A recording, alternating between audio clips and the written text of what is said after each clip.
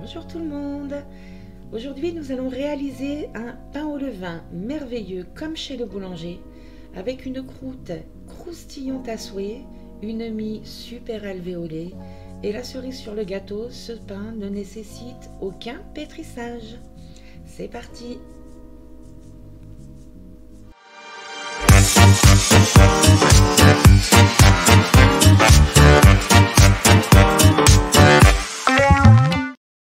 Commencer la recette, je voulais vous inviter à bien rester jusqu'à la fin de la vidéo. Je vais revenir sur l'histoire de ma petite Nezuko que j'avais créée lors de ma vidéo comment faire son levain maison. Je vous mets le lien en description pour ceux qui ne l'ont pas vu et vous aurez aussi la possibilité de cliquer sur la vidéo à partir de l'écran de fin de celle-ci. Donc à partir de ma petite Nezuko, j'ai créé Monsieur Jack et Chuck Norris. Et je vous expliquerai comment j'ai failli perdre Monsieur Jack et l'expérience tentée sur mon Chuck Norris, à savoir la congélation. Alors a-t-il survécu, est-il mort? La réponse à la fin de cette vidéo.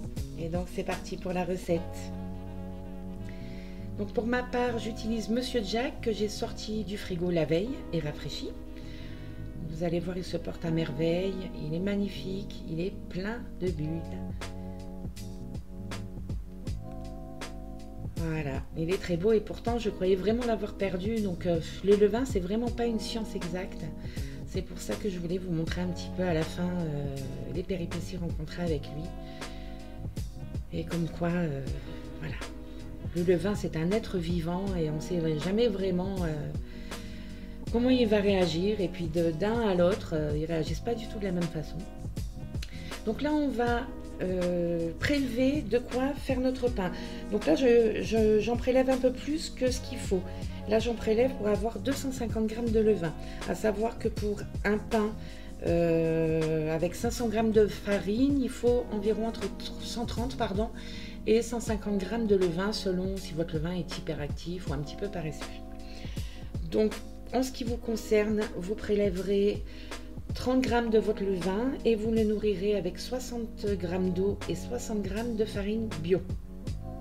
Ce qui nous donne les 150 g dont nous aurons besoin. De toute façon, comme d'habitude, la recette est en description. Donc là, je nourris mon levain que j'ai prélevé. Je lui mets l'eau, je lui mets la farine. Comme d'habitude, hein, pour ceux qui ont vu la vidéo de comment faire son levain maison. Il n'y a rien de nouveau.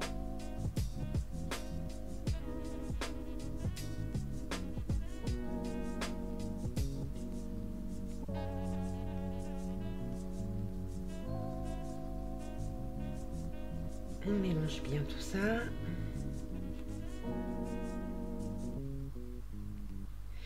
Et ensuite, on le mettra au repos. Donc, toujours pareil, hein, 4 à 5 heures. On va attendre le moment où il soit au maximum de son activité, bien bulot, qu'il ait bien doublé de volume. Et une demi-heure avant les 4 à 5 heures, hein, quand vous voyez qu'il est pratiquement prêt, on entamera ce qu'on appelle l'autolyse. Je vais vous expliquer ça tout de suite. Donc là, on va mettre notre petit papier, comme toujours. On remet le bocal à moitié fermé et au chaud. Donc l'autolyse, on va mettre notre farine et notre eau dans un grand saladier et on va le mélanger. Donc c'est vraiment le mélanger pour que tout soit bien amalgamé. Mais on ne pétrit pas, hein. Et en fait, ça a pour but de rendre la pâte plus élastique, de développer le réseau de gluten correctement. Donc c'est vraiment une étape importante. Je vois des recettes où certains ne le font pas. Moi, je l'ai toujours fait et ça m'a toujours réussi. Depuis ma première expérience, mon premier pain était une réussite totale. Donc je suis bête et disciplinée, ça fonctionne comme ça, je continue comme ça. Libre à vous ensuite de faire vos expériences ou non. Mais je sais que pour ma part, c'est voilà, c'est une réussite, donc je continue comme ça. Donc on mélange bien, on essaie que tout soit bien réuni, hein. On essaie de former une boule. Et ensuite, on va lui placer un torchon humide dessus, donc bien essoré, hein, faut pas qu'il soit trempé. Et on va le placer au chaud. Moi, je mets dans un four préchauffé à 30 degrés que j'éteins pour une demi-heure. Une demi-heure après, on vient récupérer notre levain. Donc là, on est aux alentours de entre 4 et 5 heures, hein, selon votre levain. Donc moi, je prélève. Donc là, j'ai pas prélevé 150 grammes.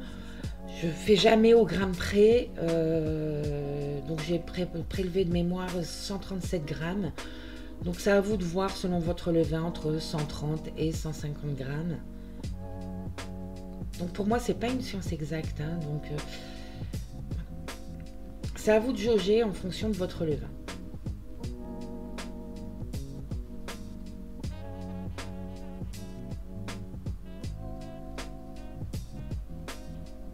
Voilà, 137 grammes.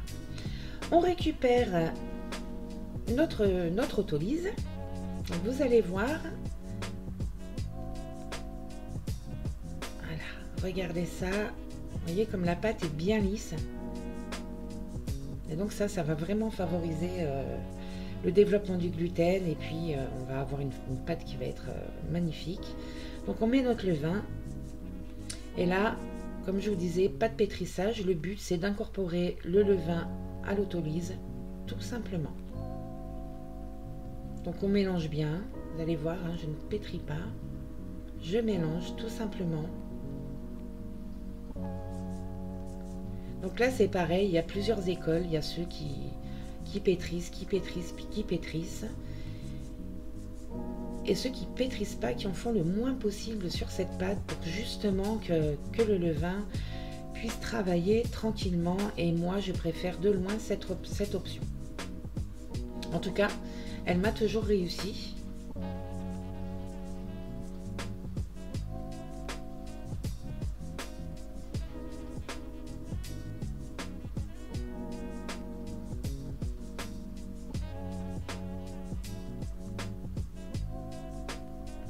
Bien aussi chercher en dessous, hein, qu'il y en ait bien de partout.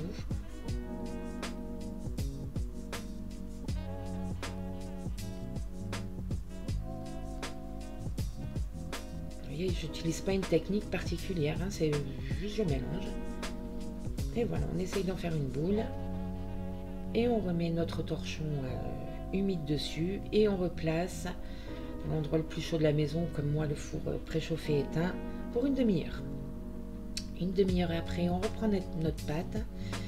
Vous voyez qu'elle commence déjà à nous faire des petites bulles. Je ne sais pas si vous voyez bien. Et là, on va incorporer le sel. Donc là, c'est pareil, il y a plusieurs écoles. Alors moi, je suis de l'école, comme pour la levure fraîche, on ne mélange jamais, on ne met jamais en contact direct le sel et la levure. Et bien, je fais la même chose pour mon levain. Et pareil, ça m'a toujours réussi. Et donc, je continue avec cette méthode-là.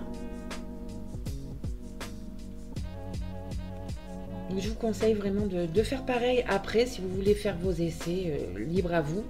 Moi, je sais que ça m'embêterait de faire l'essai et de perdre bêtement une pâte.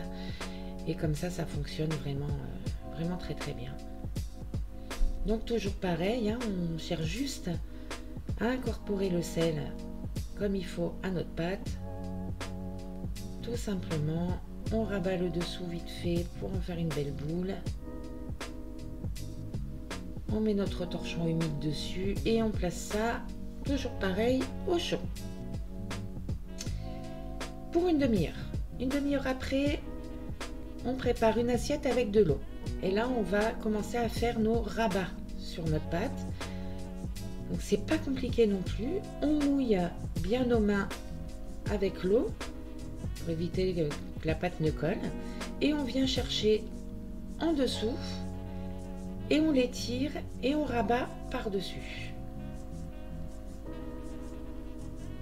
On vient chercher en dessous, on étire et on rabat par-dessus. Et on fait ça 4 fois en tournant à chaque fois notre plat pour faire les 4 côtés.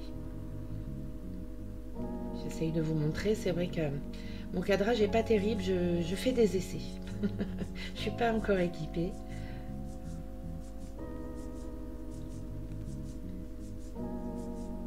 On tire, on rabat et voilà.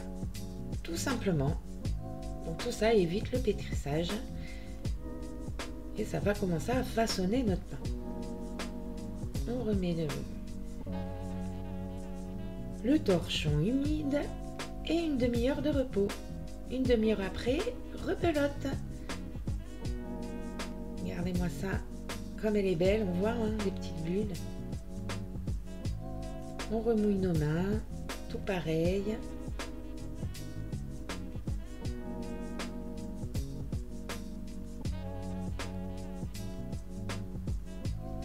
Et on revient chercher notre pâte en dessous et la rabattre par-dessus.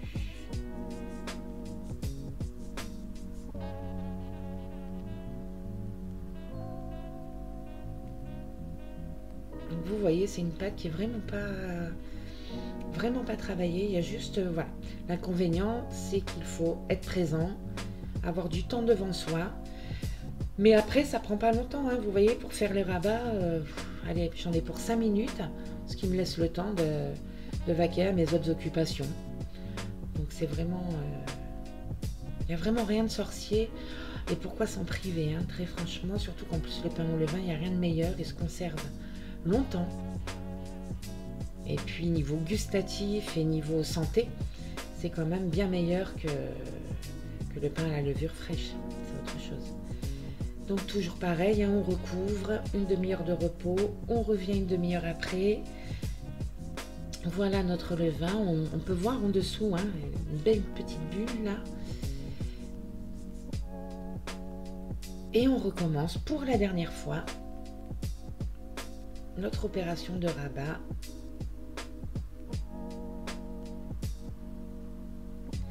Donc 4 fois, toujours pareil, avec les mains mouillées. Et ensuite, on placera notre pâte, donc toujours pareil, à l'endroit le plus chaud de la maison ou le four préchauffé. Il ne faut quand même pas que ça dépasse 25 degrés hein, au niveau de la chaleur. 25-30 degrés max. Et on le laissera au repos pour 1h45 cette fois-ci.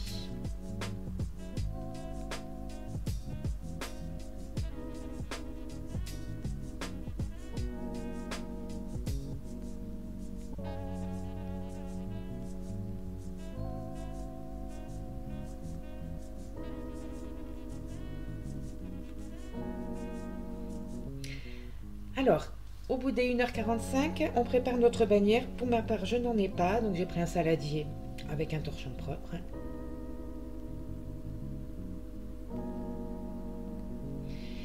Et on va mettre de la farine, puisque c'est là où nous allons mettre notre pain qui va partir au repos, au frigo, pour toute la nuit.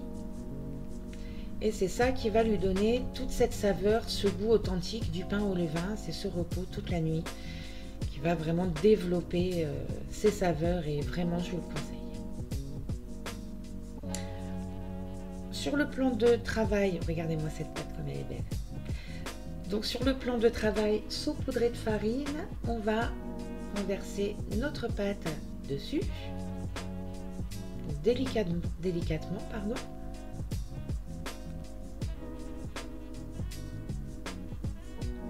Il y a des bulles. Magnifique cette pâte. Et on va essayer d'en faire un rectangle grossier.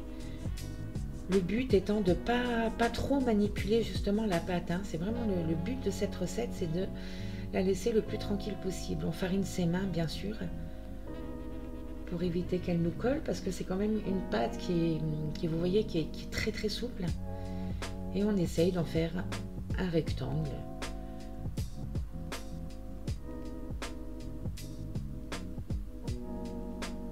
On y va tout doucement, vous voyez les bulles. Et ce rectangle, on va le replier en 3, comme ceci, d'un côté et puis de l'autre. On retourne. Et là, on roule notre pâte. Et on essaye d'en faire une petite boule. Donc c'est pareil, on n'appuie pas trop, hein, on y va du bout des doigts, du bout des mains pour faire notre boule. Pour vraiment qu'il garde cet aspect alvéolé à l'intérieur. On prend notre bannière.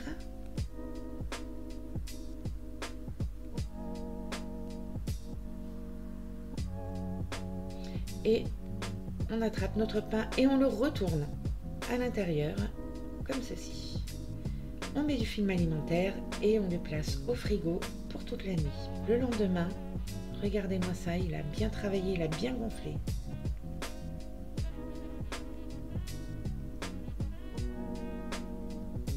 Bien gonflé, bien bulleux.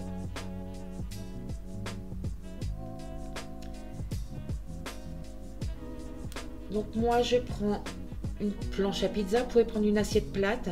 Mettez le papier sulfurisé dessus, le tout étant de pouvoir faire glisser le pain à l'intérieur du four. Four préchauffé à 250 degrés et on met alors un verre d'eau, moi j'en mets 2 dans le lèche-frite. On renverse notre pain sur notre planche ou notre assiette recouverte de papier sulfurisé. On saupoudre de farine.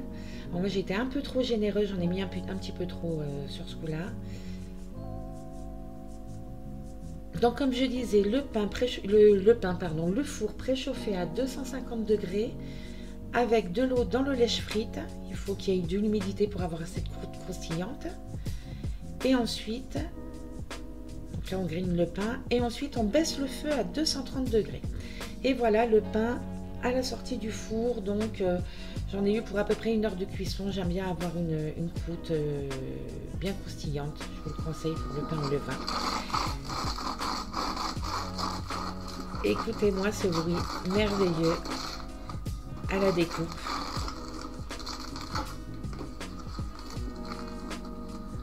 Vous avez vu ça?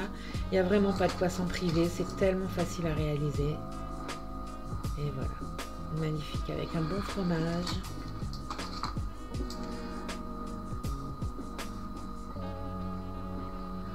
Juste avec du beurre, juste comme ça. Et on revient sur mes levains.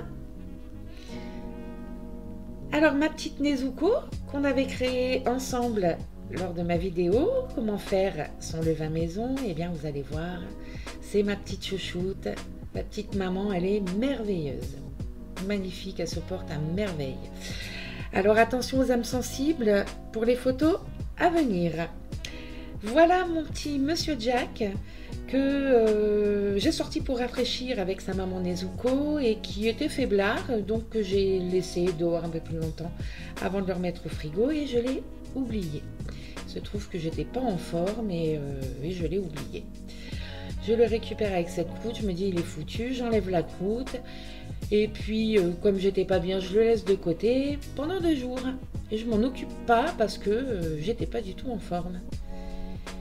Et puis 2 jours après, et bien le voici qui est reparti comme en 40. Merveilleux, donc je l'ai changé de bocal, je l'ai rafraîchi, je m'en suis occupée comme d'habitude et le voilà aujourd'hui, hein, vous voyez on s'en est occupé. Il se porte à merveille, il a une odeur magnifique, comme quoi rien n'est jamais perdu et que le levain c'est pas une science exacte, il faut vraiment le ressentir et puis des fois on a des surprises. Alors mon Chuck Norris que j'ai congelé il y a 1 mois. Donc on voit, hein, je l'ai congelé, il se portait bien, on voit bien qu'il était bien bulleux à ce moment-là. Donc j'ai dit je tente l'expérience, j'ai vu de tout, tout et son contraire sur internet. J'ai dit ma foi je vais tenter. Donc là je l'ai laissé revenir à température, on voit toujours les bulles en surface, mais ça c'était par rapport à la congélation tout simplement. Je me suis dit il a l'air d'être en forme. Puis franchement, congeler son levain, c'est quand même super quand on part en vacances. Voilà, il n'y a pas d'inquiétude. On le met au congélateur, on n'a pas besoin de l'emmener, on n'est pas inquiet de le perdre. Donc je trouvais que c'était quand même génial si c'était faisable. Donc, une fois remonté à température, je le nourris, comme d'habitude. 20 g d'eau, 20 g de farine. Donc là, je vous avoue que j'étais pleine d'espoir. J'ai vraiment à cœur que ça fonctionne. Et puis on sait jamais, il peut m'arriver quelque chose, comme là je vous ai dit j'étais vraiment pas en forme. Bah, j'oublie un levain, je le perds.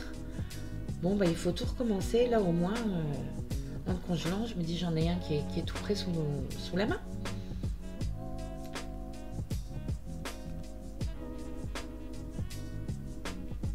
Et on remue hein, comme d'habitude, on remue bien, vigoureusement, on incorpore de l'air. Vous connaissez la chanson pour ceux qui ont vu ma vidéo.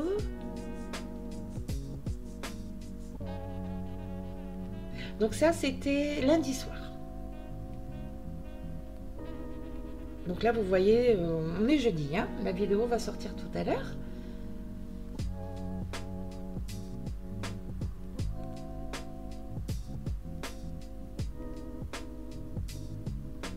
On essaye de ne pas avoir de perte, tant qu'à faire.